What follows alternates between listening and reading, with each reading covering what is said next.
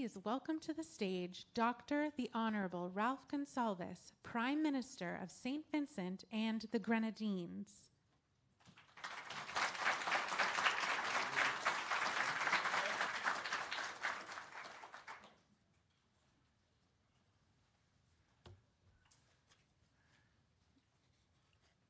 Your Excellencies, good morning.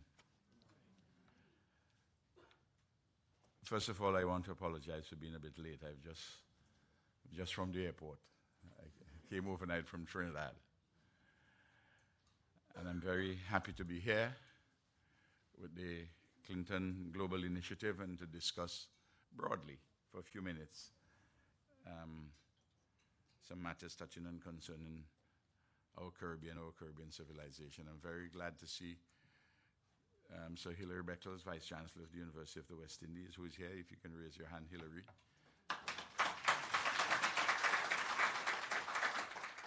One of the our important scholars and who heads the thrust towards reparations for native genocide and the enslavement of African bodies.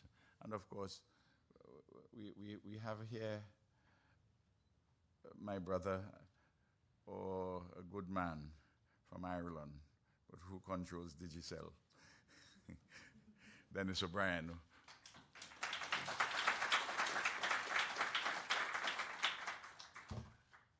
Who incidentally, as a good Irishman, is helping us on the matter of seeking reparations from those European nations that were engaged in native genocide and the enslavement of African bodies. He has a good initiative going.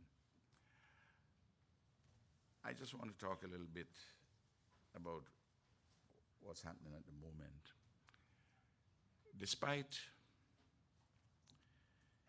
the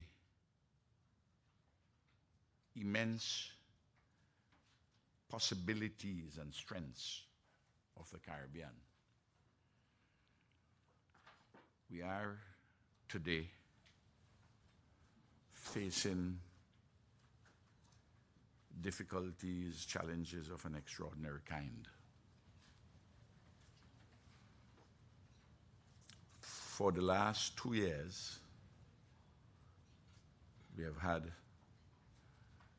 the COVID pandemic, which has devastated our economies. In 2020, St. Vincent and the Grenadines, our economy contracted by 5.3%, and that was the smallest contraction, save and except Guyana, with its newfound oil wealth, grew. But you had dislocations and convulsions in the economy and the society, right up into St. Lucia, which is 21% contraction. Imagine your economy in the United States contracting by 21%. There'll be blood on the streets. You don't have it contracting by that, and you have blood on the streets. And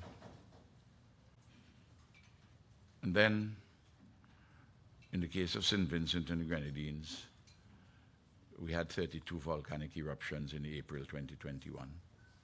And in several countries, including my own, we have had hurricanes over the last 2 years, and storms and landslides. And then the war which Russia initiated in Ukraine, and you know the spiraling effect of prices. They've gone through the roof on all basic commodities, food and fertilizer, and hand tools, and of course, energy. So we have a really near-perfect, metaphorically, near-perfect storm. And all this is piled on to our vulnerabilities as small island developing states or countries with seaboard civilizations. And the fact about it is that we have shown remarkable resilience and we are bouncing back. But we really can't bounce back without being within a multilateral system, which is more generous to small island developing states and countries, developing countries. The current global political economy, awash with multiple contradictions, it makes it very difficult for us. It's as going up a down escalator, and the going up is slower than the escalator which is coming down. So we need a reordering of these economic relationships, and of course the trading relationships need to have a special carve-out for what I call small island exceptionalism.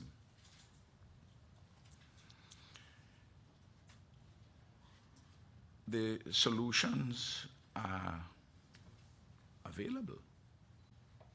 It's a question for all of us to work together. Energy is a big issue, clearly. And we are addressing the renewable energy, but you need capital resources to assist us. The broader climate change question, unless the major emitters in the world contain this man-made disaster which is looming over us to below 2.5 degrees above the pre-industrial number, we're going to have growing disasters. It's as simple as that, and we're going to have problems with food security right on the doorstep of the United States of America. Look, and when we try to do things together, as for instance with Latin America, Venezuela. Venezuela has a lot of fuel. President Chavez had an initiative called the Petrocaribe Initiative, which we got a lot of assistance through that to provide us with some space.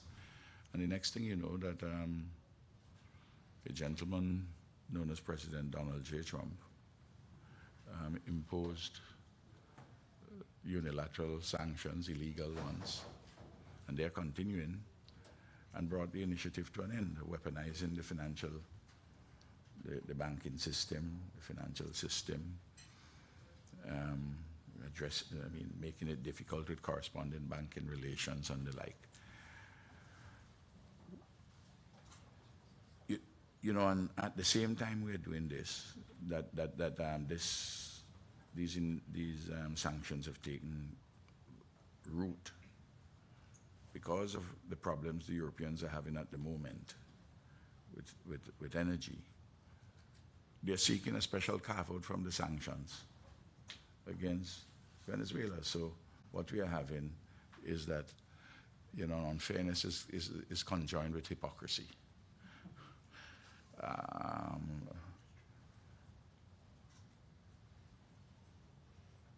No,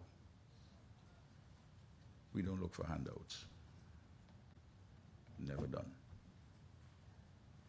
We want a partnership which is rules-based. We want to have a fair chance, and we are not getting that. The panelists will come and they'll tell you, and Dr. St. John, who is here, who head the Caribbean Public Health Agency. It's not just this pandemic alone from COVID. There are other looming ones. And the resources are not available. And even if we have the resources, sometimes we can't get the medication at a price which is fair and reasonable. I've been the Prime Minister of St. Vincent and Grenadines now for 21 years. Don't say that. How can you be prime minister 21? We have free and fair elections, very robust. I just happen to win them. That's a simple thing. You just win them fairly.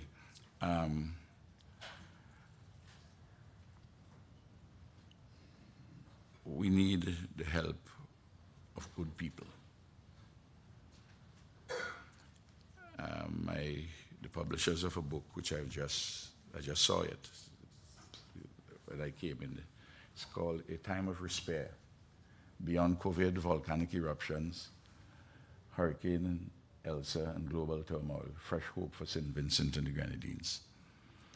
And I lay out in this book our approach, our vision, our quest to build a modern, competitive, many-sided post-colonial economy which is at once national, regional, and global. And within that framework, there are many programmatic details. Despite all our challenges, despite the dislocations, the turmoil, the convulsions, there's no sense in us that there is a crisis. Because for us, certainly for me, a crisis is a condition in which the principals are innocent of the extent of the condition and have no credible set of ideas as to how to get out of the difficult situation. But we are not innocent of the condition, and we have ideas as to how to get out. And once you have an appreciation as to the nature and extent of the problems, and you have ideas as to how you could get out, it's not a crisis. It's now for us to organize and work together to solve these problems. There's no sense of lamentations. There's a great optimism and to rebuild our societies within a social democratic framework. I chose the word despair, a time of despair. This word has been in disuse since the 16th century. I don't know why.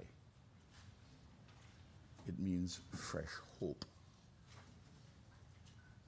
After convulsions, after dislocations. But I tell you this, we cannot do it alone. We have to do it with hemispheric and international solidarity. And that is the message which I want to leave with you here. The details you can read about in academic papers. But that's the basic message. Thank you.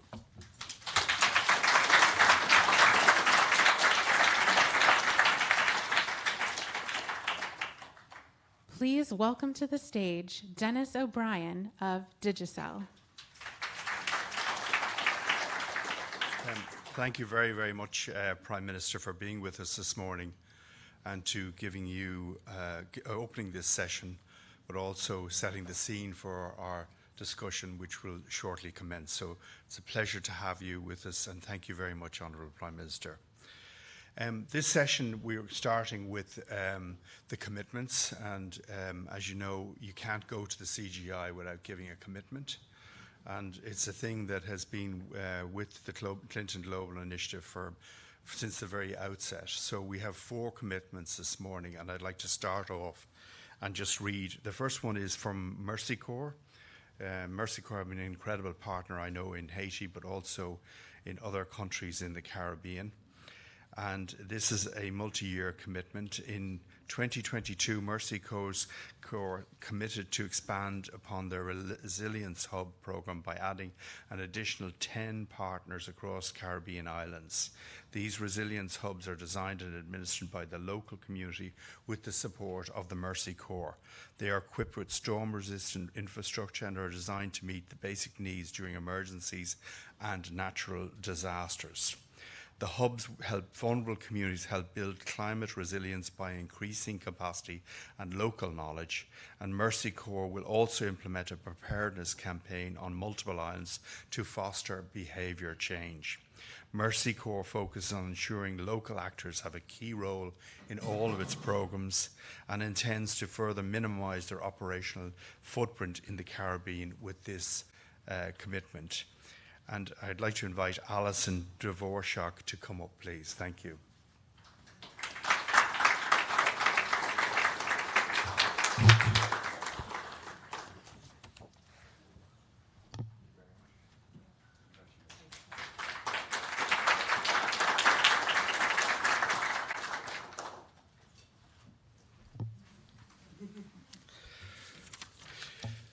The next is a project by Bate Relief Alliance, BRA, and it's supporting schoolgirls in menstrual health and hygiene management. The BRA Women's Empowerment Initiative is committed to launching a new holistic menstrual health and hygiene project that will support 96 schoolgirls and 120 mothers in the advancement of their gender equality and health equity rights. 120 women will be guided in adopting market-orientated strategies to develop income-producing agricultural production activities. The Betais are vulnerable, highly vulnerable rural communities made of Haitian immigrants settled around sugarcane plantations in the Dominican Republic. Bate populations, particularly women and girls, suffer inordinately from gender inequality, economic isolation, and extreme poverty. With the partner support, BRA will provide technical assistance, inputs, and small loans to 120 women to sustain their agricultural enterprises and increase household incomes. BRI will also provide participants with menstrual health and hygiene management skills and will also provide products. Through this commitment, BRA aims to support girls and women in escaping poverty, becoming financially self-sufficient, and also developing their community. And I'd like to invite the representative for BRA if they're here this morning. Okay, thank you.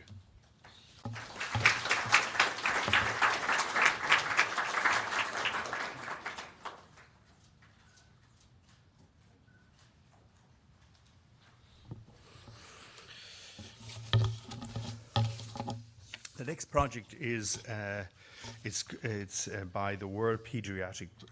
It's a World Pediatric Project, and the partners are the Dominican Ministry of Health and the Ministry of Health in St. Lucia.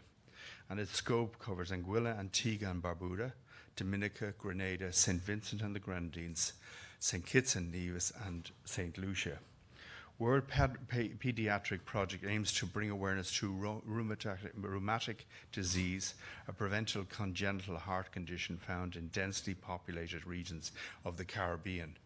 In collaboration with the Ministry of Health in Antigua and Barbuda, St. Lucia and Dominica, WPP will implement comprehensive pediatric and adolescent outreach screenings and a public health advocacy and awareness campaign to lay the foundation for national and regional prevention programs aimed at identification of strep throat, the preventable antibiotic treatment of strep throat to avoid the development of rheumatic fever, and prophylactic penicillin regimen for treating rheumatic fever. May I invite Ross Silkman, who's representing World Pediatric Project, to come forward. Thank you.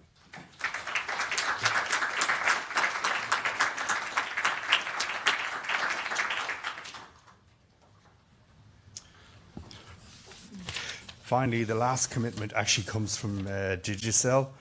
Digicel has been involved since 2007 in building schools in Haiti. We built 188 schools, and following the earthquake in 2021 affecting the southern peninsula of Haiti, we have joined up with Kellogg Foundation and Hope for Haiti, and we are building 4 schools 3 in the South Department and 1 in Grand Anse, with a total of 40 classrooms, but also administrative offices, kitchens, IT, basketball courts, and other needed facilities. So that's our commitment for the next couple of years.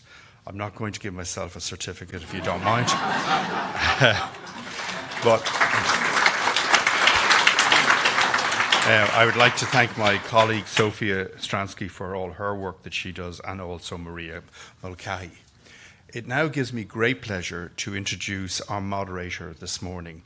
And our moderator is Jacqueline Charles, who probably needs no introduction to any of you if you read the Miami Herald on Caribbean affairs, but also more importantly on Haiti, or what's happening in Haiti. And I would like to invite her now to lead this conversation, and thank her very, very much for joining us this morning. Thank you.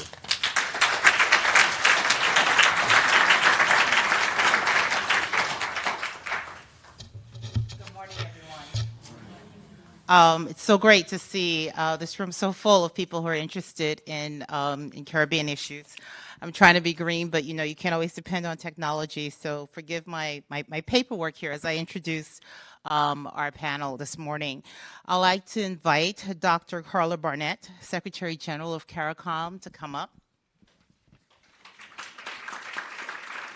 Ms. Barnett is the 8th Secretary General of CARICOM, and she is by trade an economist and has worked across CARICOM for over 30 years. And she has a very lengthy bio, but because we're pressed for time this morning, and I know some of you have a lot of pressing questions, I'm not going to go through all of the bios.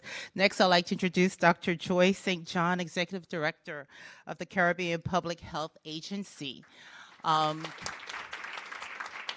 Prior to doing that, she was very active in public health issues in Barbados. Next, I would like to invite Mr. Luis Miranda, founder of the Miranda Family Foundation, native of Puerto Rico. We're going to be talking about Puerto Rico as well this morning because of this hurricane that's there, and also this anniversary, Hugo, as well as Maria, right? And of course, you met Dennis O'Brien, chairman of Digicel, that's throughout the region and has been very active, especially in Haiti, in terms of building schools and just in terms of assistance. So again, thank you all for being here. I see Dr. Hillary Beckles. I'm glad I'm here. We have to talk. Good to see you. I'm going to open it up with just a question for each of the panels, and then I'll ask you all just individual questions. The past several years have presented the Caribbean with a lot of daunting challenges. We've had hurricanes, we had the volcano in St. Vincent. Of course, we've had COVID. We're still dealing with COVID. And of course, because of that, we've also seen with the communicable diseases. For people who are here or who are thinking about getting involved in this region, what would you say to them about why it's so important for entities to engage more in the Caribbean? I'll start with you, Mr. Miranda. Thank you. Thank you for inviting me and being here. We're still trying to figure out what happened in Puerto Rico and what's happening in the Dominican Republic as we speak, since Hurricane Fiona just passed by the peninsula and by Puerto Rico. But probably for us, a lot of the work that we do it with the independent sector. I grew up in Puerto Rico, and I learned while I was growing up that without the United States, we were nothing. We were this tiny island in the middle of nowhere that could not survive without being protected by the United States. And I think that what we learned from Maria is that, in fact, we are a colony of the United States. We have to go to the courts for everything we get. We have to fight and advocate to get additional help. And we all remember the iconic TikTok, to bring it to the 21st century, of Trump throwing paper towels at our people right after we experienced 3,000 deaths deaths and $90 billion in economic hardship. So for us, the lane is the independent sector. It's nonprofits.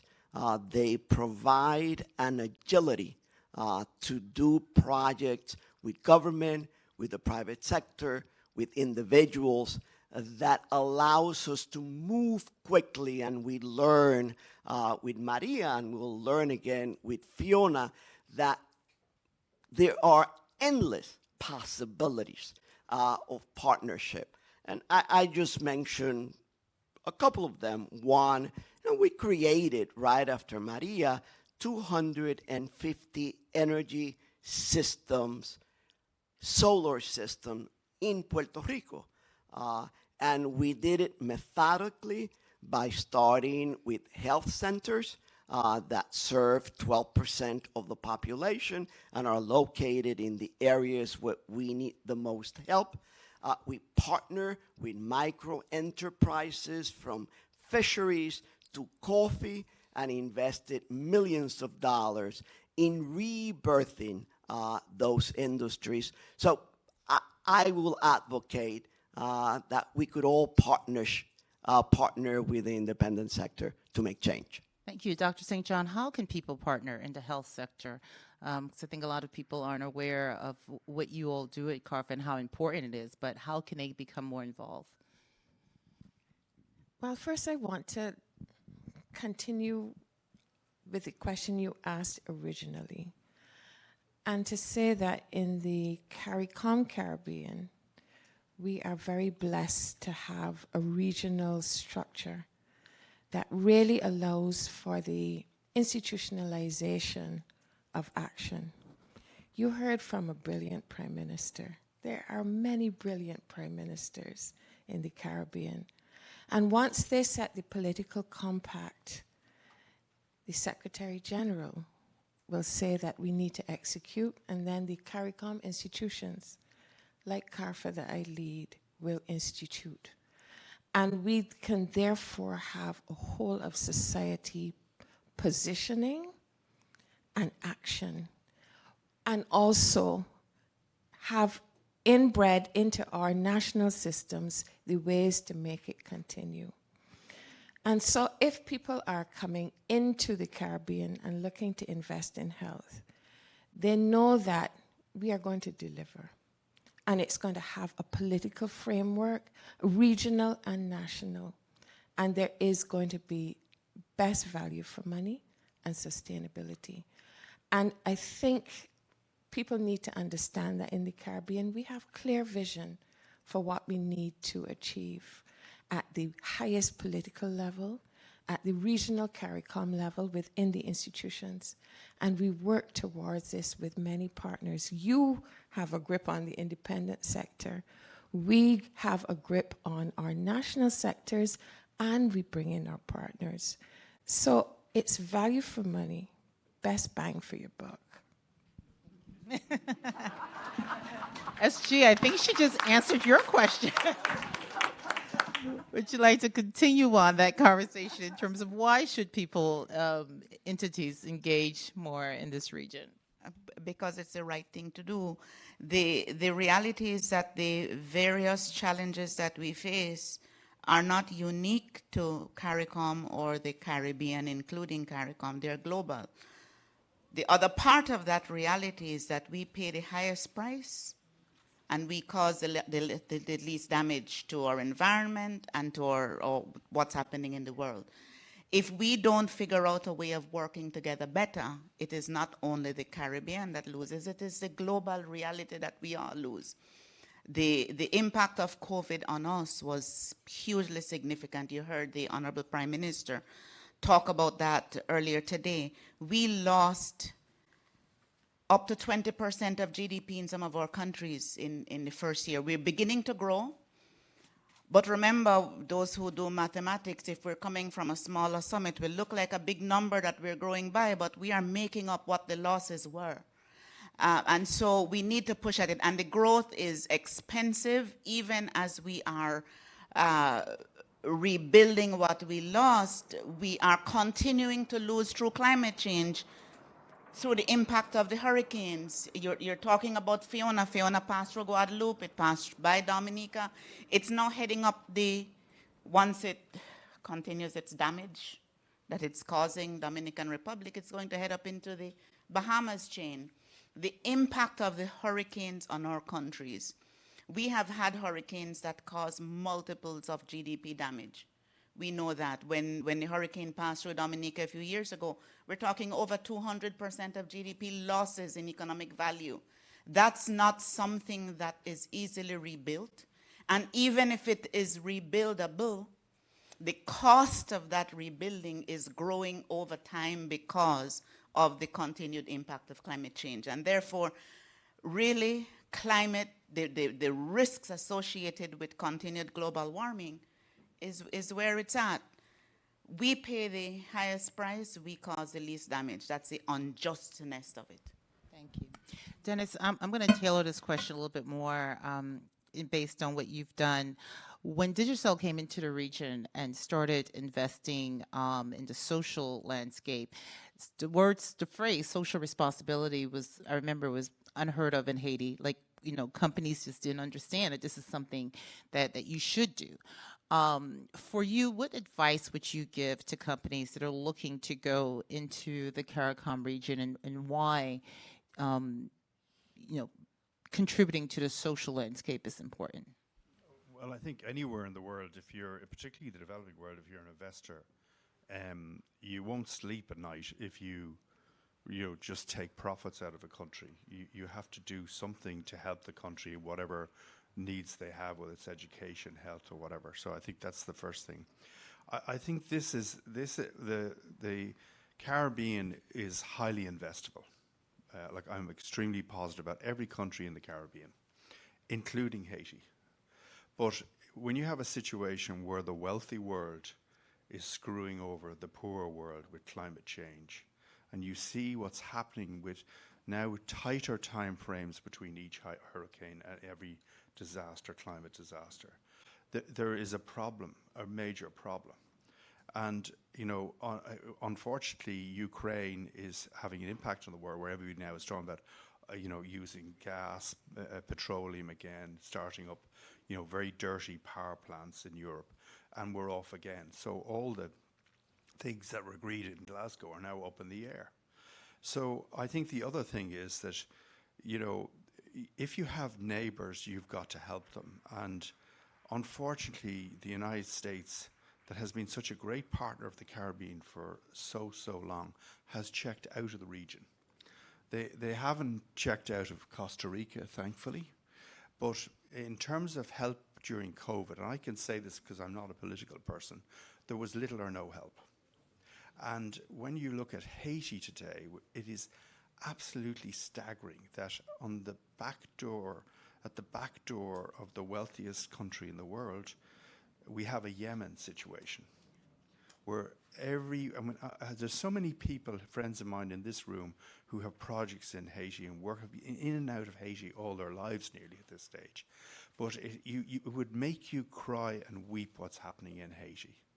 And there needs to be a major engagement by the European Union, the United States, and possibly South America, some of the major South American states, to actually help Haiti come up with a plan, a new constitution with civil society involved, and to come up with a plan that the country can be run properly again.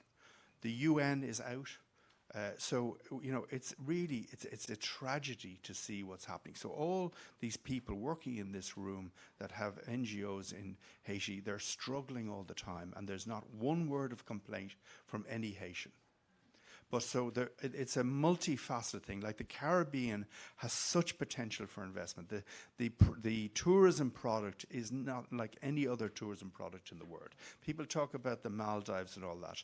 Absolutely no. If you go to St. Vincent and the Grenadines, there's just this staggering beauty, okay? And in Jamaica and other countries. So, but they need to diversify. Countries need to diversify away from tourism because it's a risky business. It's hurricanes and it's now pandemics, which could happen again in the future. So there needs to be a broader economic base that needs to be financed. Thank you. Dr. Barnett, I'm going to go back to you. Just this past week, there were 4 CARICOM leaders, heads of government, as well as the president of the Dominican Republic, Luis Abinader, that sat down with Vice President Harris. This was a follow-up to the Summit of the Americas, where you were very clear about the challenges that we're facing CARICOM nations post-COVID. And there was a little bit of a difference in terms of how you all wanted to tackle the climate change issue. I'm just wondering if you can just bring us up to speed in terms of, the U.S. has launched this partnership. Are you hopeful? Is this going to have impact, or does it still require some work? As you would know, Jackie, the Summit of the Americas process led to the establishment of 3 committees along with the U.S. and the Caribbean being CARICOM and the Dominican Republic, in areas of food security, in finance, and in climate. Yeah. And the work has commenced, sorry, not climate, energy linked with climate.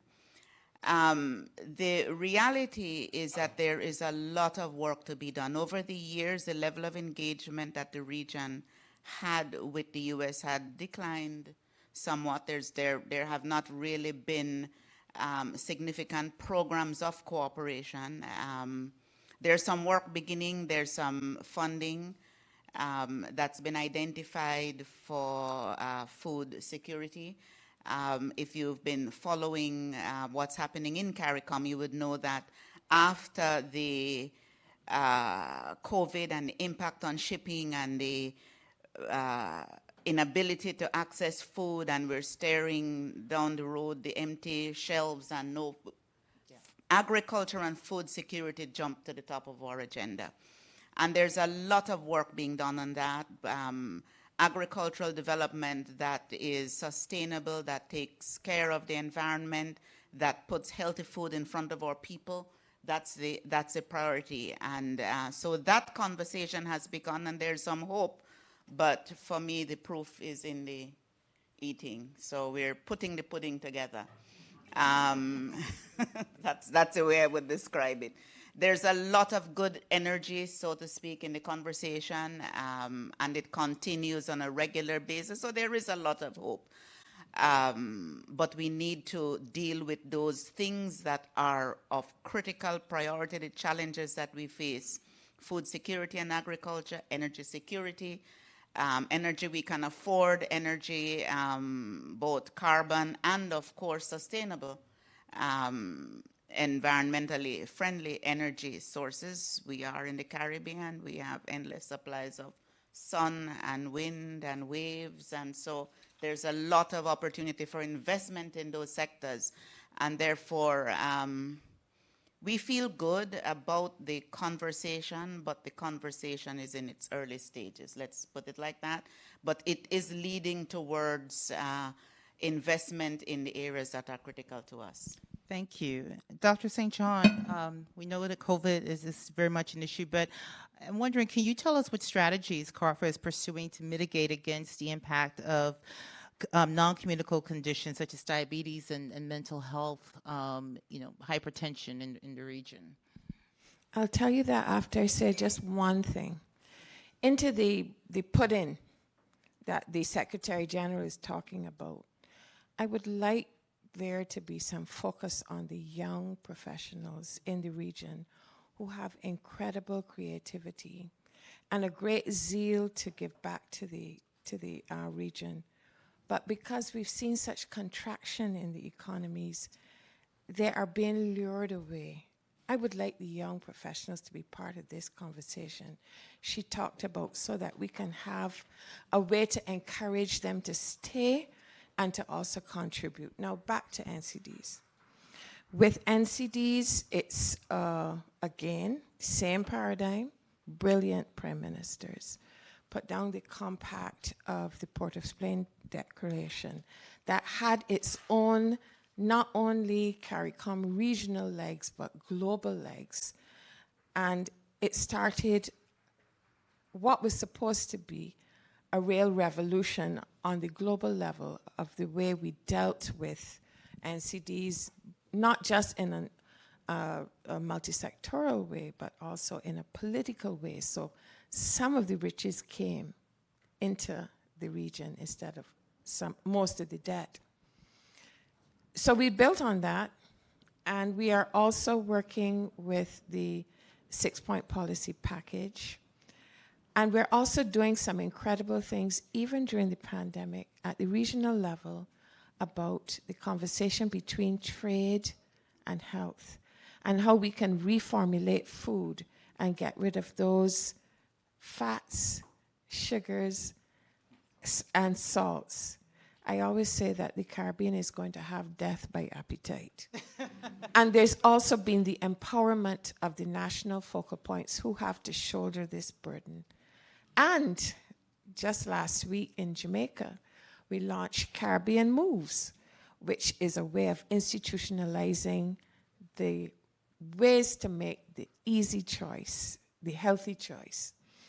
And so there's a lot that is happening, but what we need to do is capture the minds of people so they don't, by reflex action, keep going to the fast food outlet on evenings.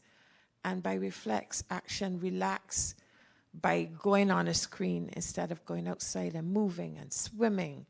And that behavior change to make the healthy choice the easy choice needs again now the political minds to create that enabling environment. Prime Minister Gonzalez, I know if you say it is to be done, it will be done. Thank you. I'm going to build off of your comments, just because we also have Dr. Beckles here, and I remember the first time I heard him talk about reparations at a CARICOM meeting, we were talking about these communicable diseases and the legacy of that. So Dennis, for many years, Dr. Beckles and others, in the region have been talking about the former colonial powers to pay reparations for slavery to Caribbean countries. In July, you announced a project called Native genocide, yes. And in July, you announced a project called the Repair Campaign, which will create an investment fund to this effect. Tell us more about this fund, how you as a business leader decided to take it on, and how will the fund be targeted to address the many interlocking legacies of slavery in the region? Well, I think, everybody knows the elephant in the room in the relationship between the Caribbean countries and Great Britain and Europe is obviously reparations. There have been a number of initiatives, particularly in CARICOM, the CARICOM 10-point plan, which is an excellent document and a very good starting point. And I've, coming to the Caribbean for nearly 25 years, I always have had these conversations with the political leadership, and, slavery comes up, and it's a highly, highly emotive conversation. So earlier this year, I had dinner with the Prime Minister, and we got talking, and I was asking him, all the different initiatives, how could you pull them all together and get a big church as such, with the help of CARICOM, but also leading lights and authorities like Sir Hilary Beckles, and to come up with a plan that will work in terms of selling it to the European Union. And don't forget, Spain and Portugal and Holland were mainly responsible, okay? But of course, Great Britain was the absolute leader. And when I look at Ireland in 1973 joined the European Union. And every 5 years we were issued with regional development funds for agriculture, third level schools, health, infrastructure, a whole range of different things. And that, because Ireland had no money. And if you haven't got money, you can't bring change. You can have all the talent in the world, but if you don't have investment. And that changed Ireland to be one of the wealthiest countries in Europe, which also has its problems.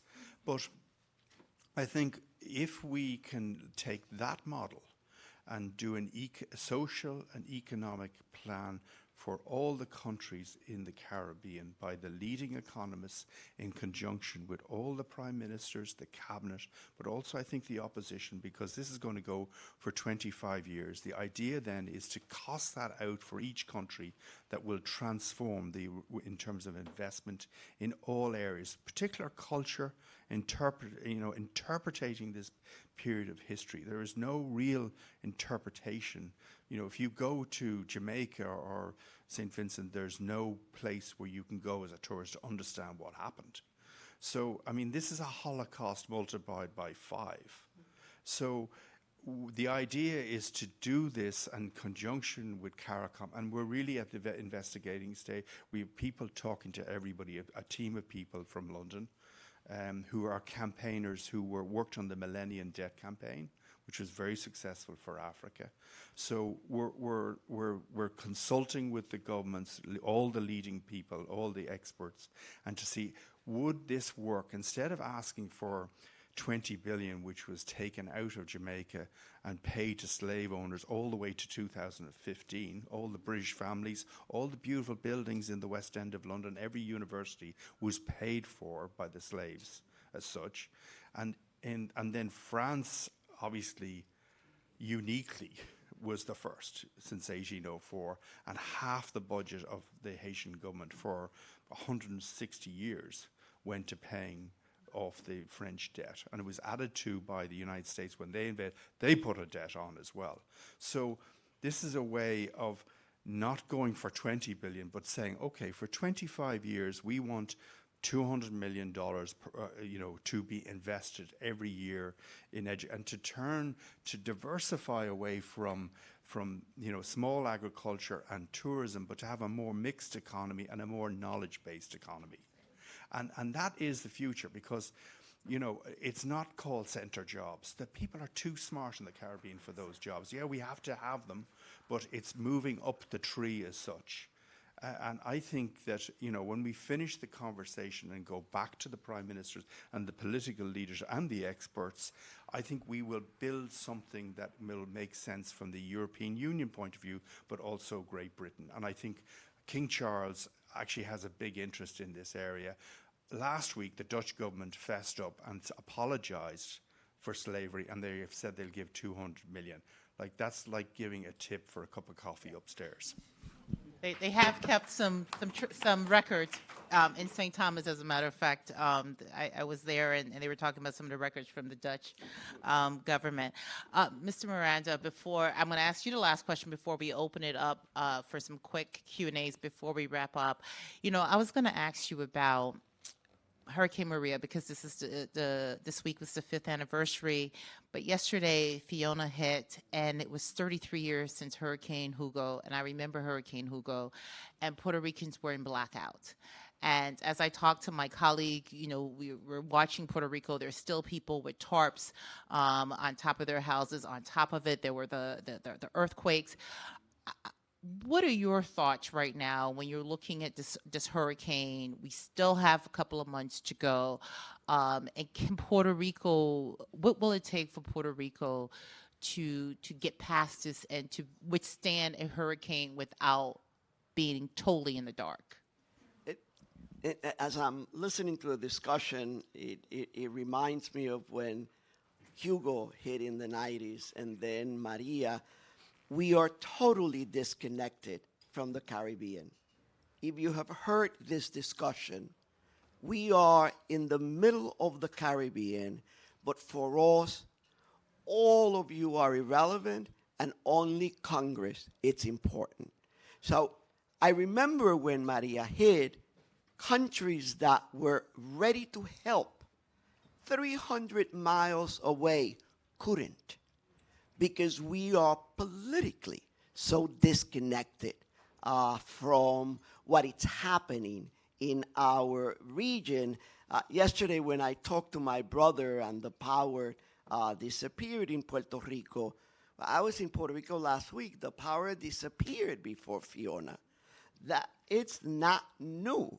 It disappeared often because our energy system is in shambles. And because our solutions come from the United States, we are a Latin American country wanting to be a state, but having the per capita of Latin America. So our contradictions are so profound that Fiona will hit, and that's why we have partnered, my family, with the independent sector, with nonprofits, because they have the possibility to transcend what is happening politically and actually work with communities that are the ones that at the end are hurting, regardless if Trump throws paper towers or if Biden sends us money. So we are back to the same place where we were 5 years ago, better, because it's not real that we're not better, but still with the same profound underlying handicaps that a territory, that a colony has. Thank you. Gracias. I'm going to open it up now for some questions. You just got a little bit of time. Does anybody have a pressing question? Because I can continue to ask. Go ahead.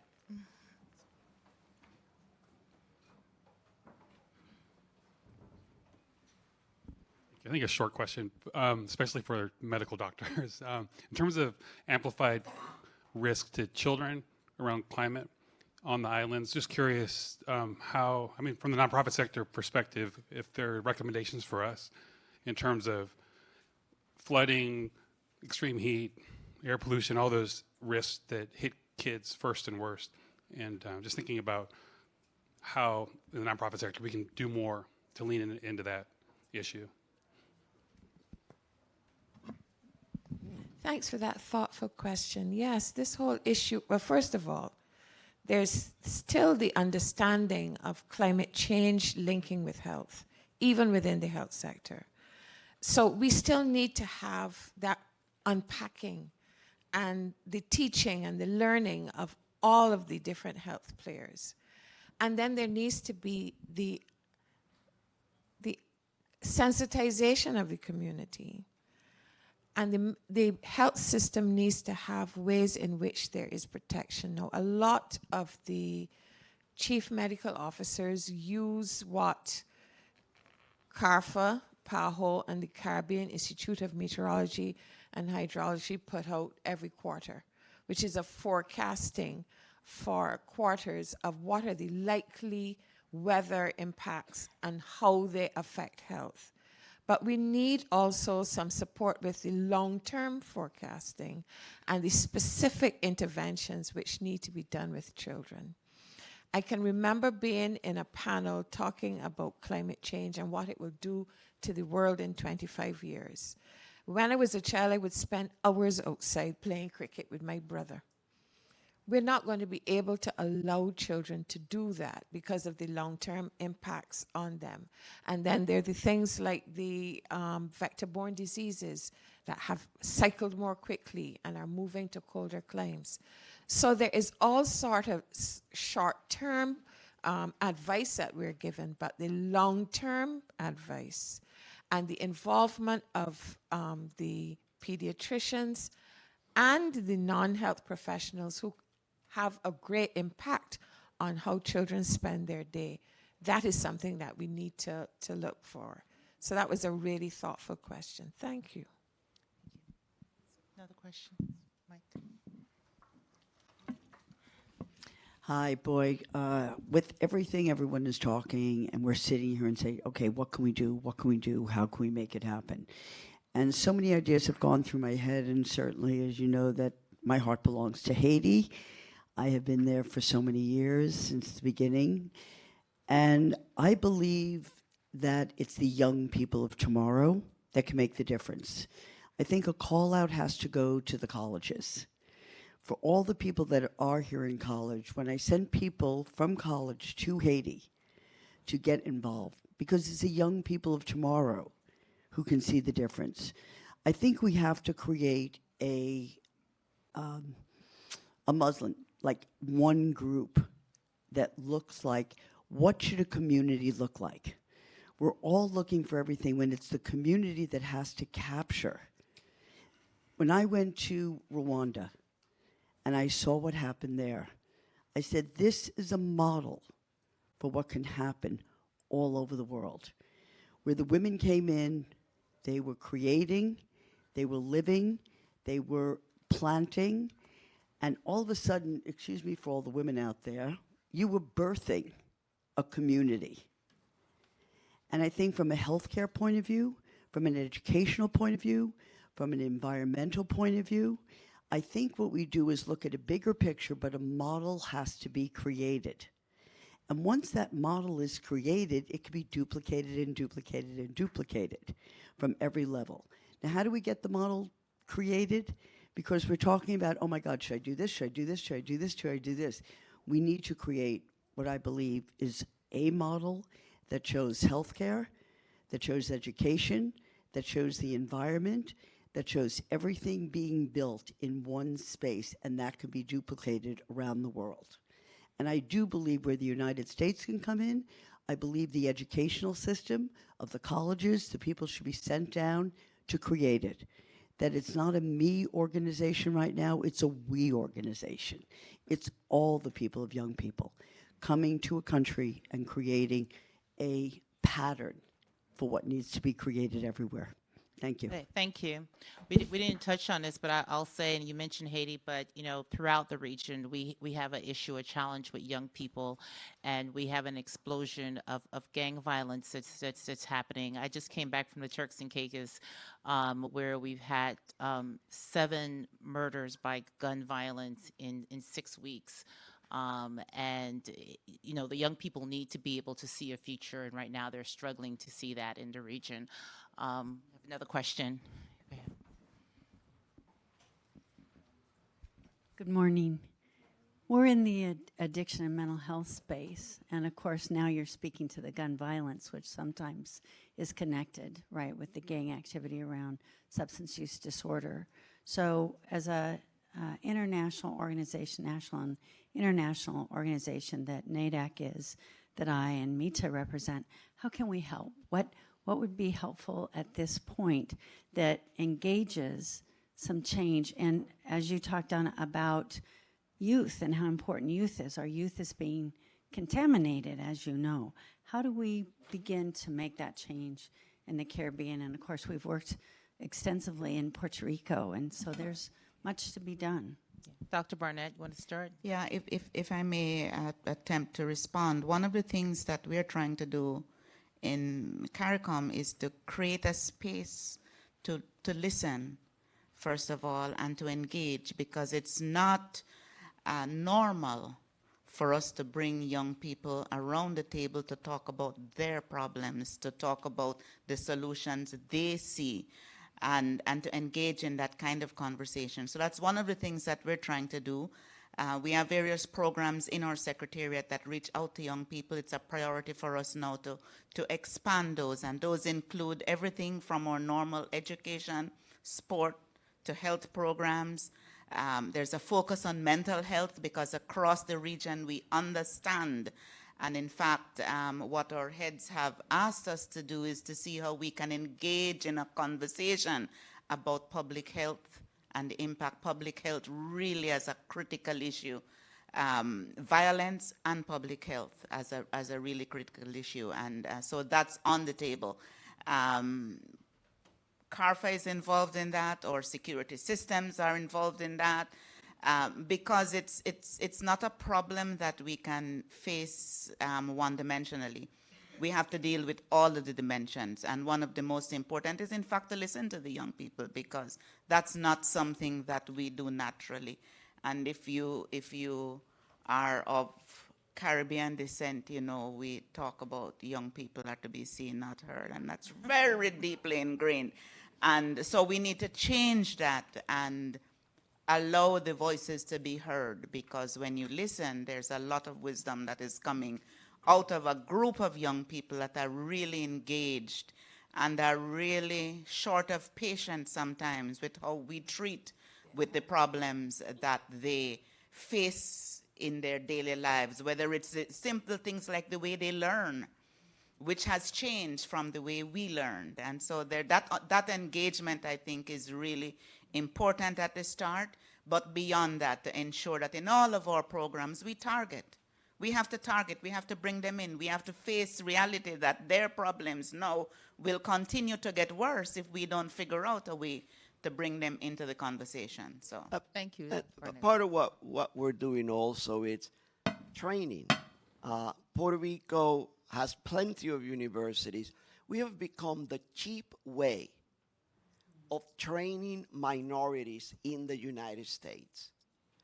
The engineering college in Puerto Rico produces more Hispanic engineers than all of the engineer schools in the United States combined.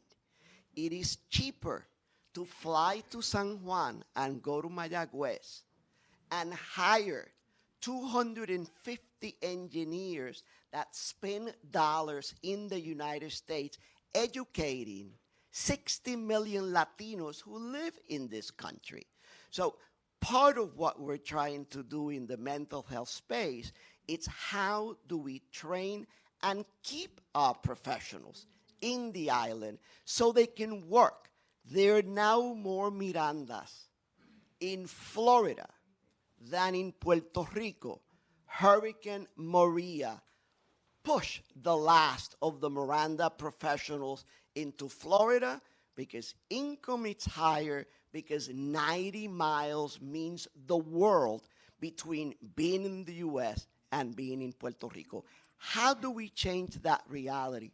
It's so complex that I know I'll die before there is a solution. Well, I want to thank you. We've run out of time. This panel of heavy hitters. We can continue to talk all day about these issues. I am from the region, born in Turks and Caicos, Haitian descent, raised by a Cuban American stepfather. So I run the gamut, and I always tell people that we all have the same problems. They're just on different scales, and if we just talk more and collaborate, we can get to some of these solutions. So I want to thank you all. Thank the Clinton Global Initiative for having this conversation. And let's keep talking and let's keep investing in the region. Thank you.